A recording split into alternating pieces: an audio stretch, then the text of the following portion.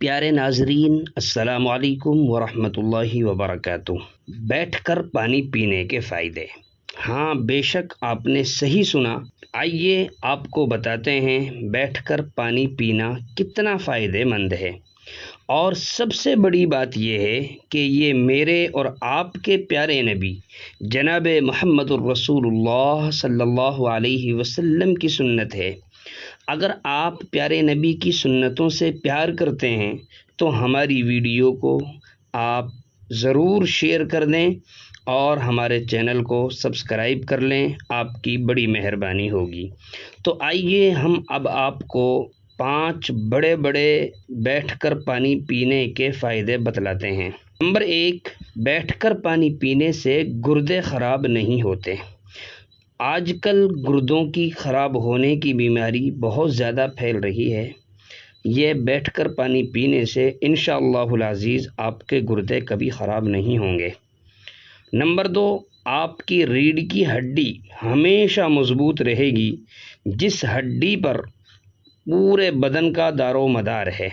Number 3، آپ کے گھٹنے ہمیشہ مضبوط رہیں گے اور گھٹنوں میں کبھی کوئی خرابی نہیں ہوگی۔ نمبر 4، آپ کا دماغ ہمیشہ اچھے سے کام کرے گا اور کبھی بھی دماغی بیماری نہیں ہوگی۔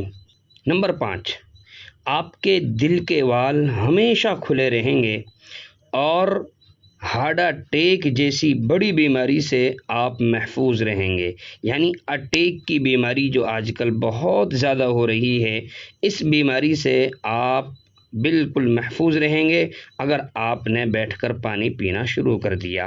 یہ ہیں بیٹھ کر پانی پینے کے بہت بڑے بڑے 5 فائدے۔ آئیے اب ہم آپ کو کھڑے ہو کر پانی پینے کے چند نقصانات بھی بتاتے چلیں۔ نمبر 1، جو شخص کھڑے ہو کر پانی پیتا ہے اس کے بدن کی نسوں میں کھچاؤ پیدا ہو جاتا ہے۔ یعنی بدن کے اندر جو نسوں کا جال بچھا ہوا ہے، اس کے اندر کھچاؤ پیدا ہو جاتا ہے، پھر درد شروع ہو جاتا ہے پورے بدن کے اندر۔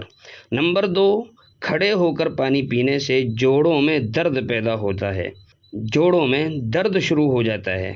نمبر 3، کھڑے ہو کر پانی پینے سے جلدی پانی پینے سے آکسیجن کی کمی، دل اور پھیپھڑوں کے مسائل پیدا ہو جاتے ہیں، یعنی دل اور پھیپھڑوں کی بیماریاں پیدا ہو جاتی ہیں۔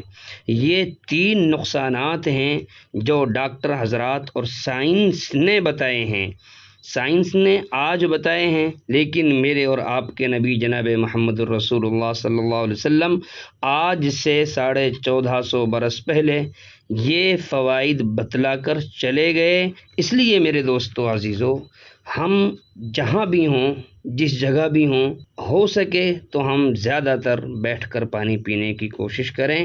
سب سے پہلی بات یہ ہے کہ بیٹھ کر پانی پینے سے پیارے نبی کی سنت زندہ ہوگی، اور اب آپ نے سن ہی لیا کہ ایک سنت کے زندہ کرنے پر کتنے بڑے بڑے فائدے ہیں اور کتنے بڑے بڑے نقصانات ہیں۔ اس لیے پیارے نبی کی سنتوں کو فالو کریں، پیارے نبی کی سنتوں پر عمل کرنے والے بنیں۔ السلام علیکم ورحمۃ اللہ وبرکاتہ۔